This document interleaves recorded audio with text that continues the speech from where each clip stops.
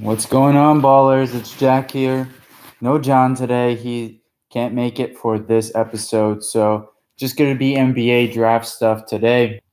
And I figured, it'd be best if we just took a look at some of the guys who have been playing here in the tournament who are left, who are still in the Sweet 16, and who's improved their stocks and whose stock has gone down.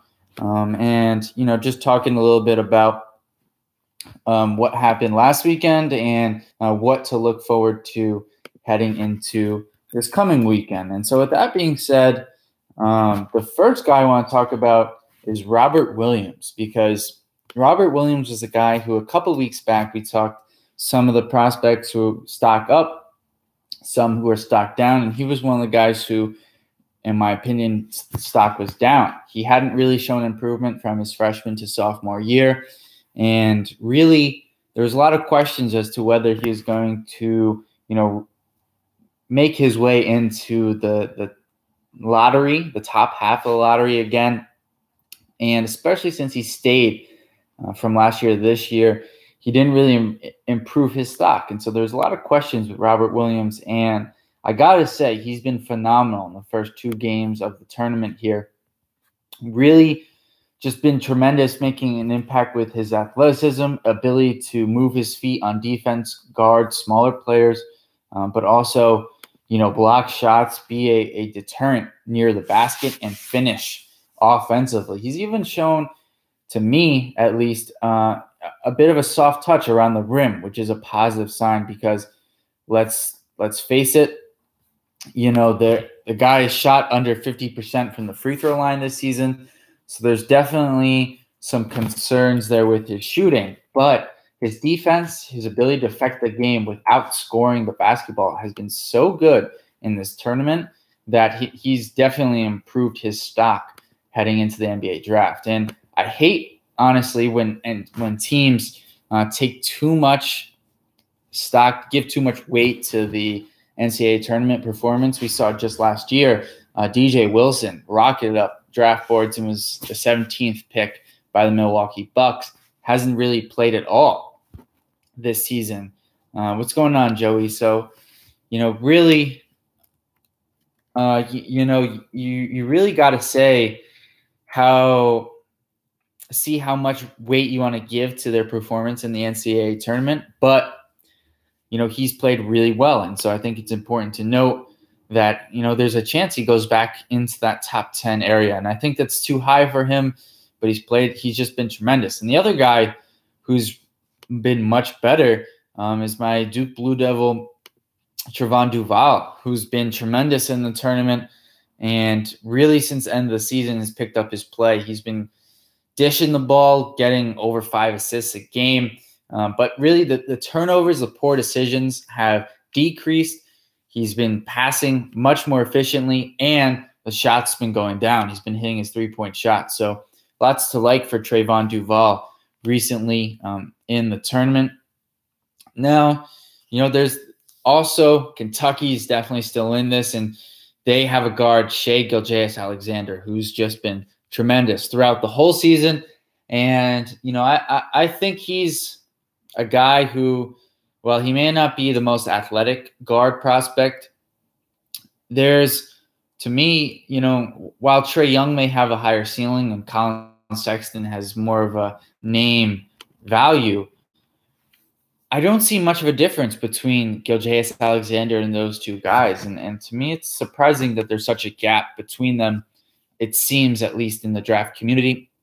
Now, Gilgeous-Alexander is supposed to go late lottery. Sexton and Trae Young are supposed to go more mid-lottery. So I guess it's not too much of a discrepancy. But I think ultimately it comes down to the fact that he wasn't a highly touted prospect coming in, someone around 80th in the ESPN 100. And so it's taken him time to work his way up. And I think that was kind of similar to Donovan Mitchell from last year, who didn't necessarily get the same respect as guys ahead of him like Dennis Smith Jr., De'Aaron Fox, even Frank Ntilikina. So I just think that's another guy to watch, and maybe a guy who isn't getting his fair due. A couple other guys I think that are worthy for you guys to take a look at in the Sweet 16 in terms of just matchups. I think, for one, Villanova versus West Virginia is going to be a lot of fun to watch. You have the star power prospect, at least in Mikal Bridges for Villanova, but the point guard battle between Jalen Brunson and Javon Carter is going to be a ton of fun to watch. You have Jalen Brunson, the cerebral playmaker, the heady National Player of the Year candidate for Villanova, heading up against the defensive monster, the pest, Javon Carter, who's really improved his playmaking ability as a senior at West Virginia. You also have the big man for West Virginia, Sagaba Kanate, who's going to be a real deterrent in the paint. So there's going to be lots of good NBA prospects to watch in that game. And then you look at the other Sweet 16 game in the East region, Texas Tech and Purdue. And you have some intriguing prospects in that one, like Keenan Evans and Zaire Smith for Texas Tech. Zaire Smith is definitely the guy with the highest potential in that game. But my favorite player in that game for you guys to watch is Carson Edwards. He may not be the biggest player, but he's the toughest, and he just plays with that level of tenacity that I love to see out of guards. He's just fearless, and the one thing I love about him is if someone blocks his shot, most guys will take that and say, all right, next time I'm going to come back and I'll hit a pull-up jumper or a floater. But Carson Edwards has none of that. He comes the next time and he's looking to finish at the rim, go right at the shot blocker, take it to their chest and finish. And you just got to appreciate that when you see it out of a guard. Other prospects to keep a note on really quickly before I think I'm going to wrap this up. Rui Hachimura for Gonzaga. Freak athlete, guys. Freak athlete. Starting to put things together here in the tournament. Had 4 blocks against Ohio State, knocked down a 3-pointer. And as an athlete, and as a basketball player, he's probably more a 2019 prospect. But, still, in that game against Florida State, who may not have NBA prospects, but they have a lot of good basketball players, it's going to be a good test for Hachimura to see if he can score against a solid Florida State team. And then you look at the flip side there. We were talking about Robert Williams earlier. He'll be heading off against Mo Wagner of Michigan. He's their best player, big man, who can score at all 3 levels, I think. He's had the 3-pointer working, and there's some intriguing players in that Michigan Texas A&M game. Also in Texas A&M, you got to definitely look at DJ Hogue.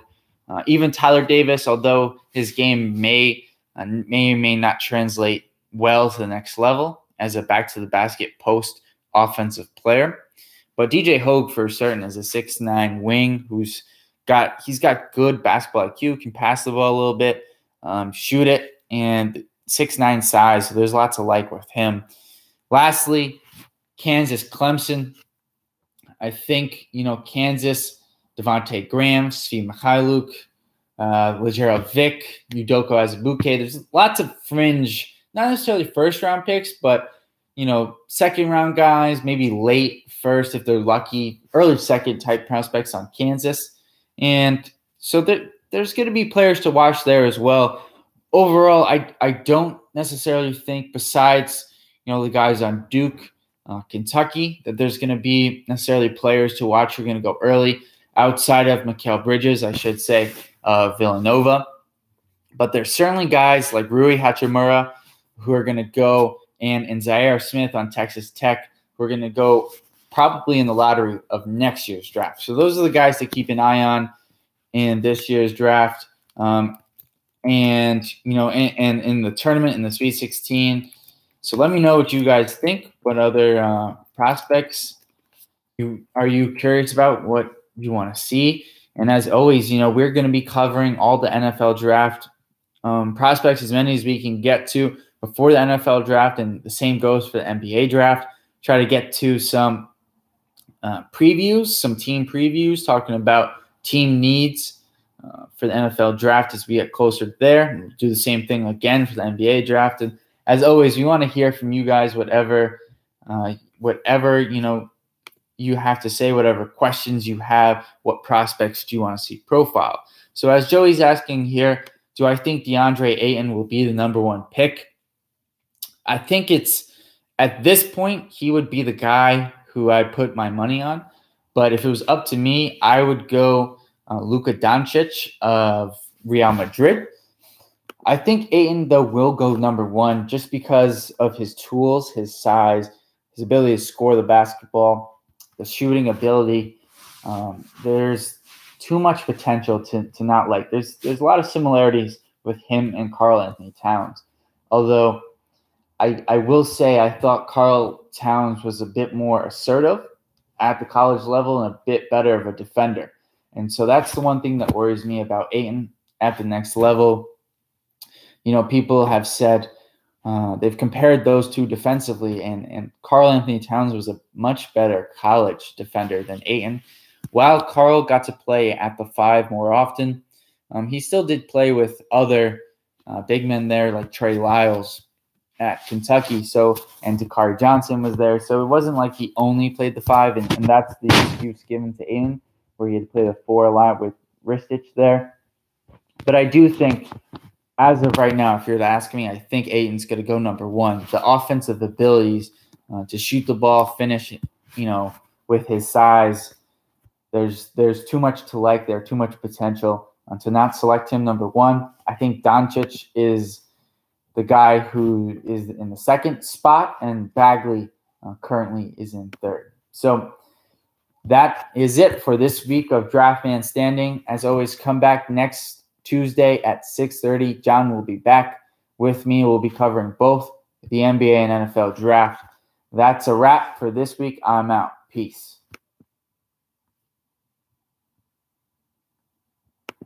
Oh, and I'll answer this question for you, Joey. Who will the Jets draft? This is an interesting question because they just traded up to 3, and I think there's a clear top 2 quarterbacks. I don't think that's necessarily the opinion shared by everyone, but I think Darnold and Rosen have separated themselves. So the Jets are in an interesting spot because they clearly need to take a quarterback, but Allen, do you go Mayfield or Jackson? I think it's going to be Mayfield, but I wouldn't be totally surprised if it's Josh Allen. I don't see it being Lamar Jackson, and I would be thoroughly surprised if it's Saquon Barkley. So Mayfield, I think, is the guy. I wouldn't totally be surprised if it's Josh Allen, though I would be disappointed if I were a Jets fan. And then the outside pole position guys would be Lamar Jackson and Saquon Barkley. But I'll catch you guys next week. Peace. I'm out.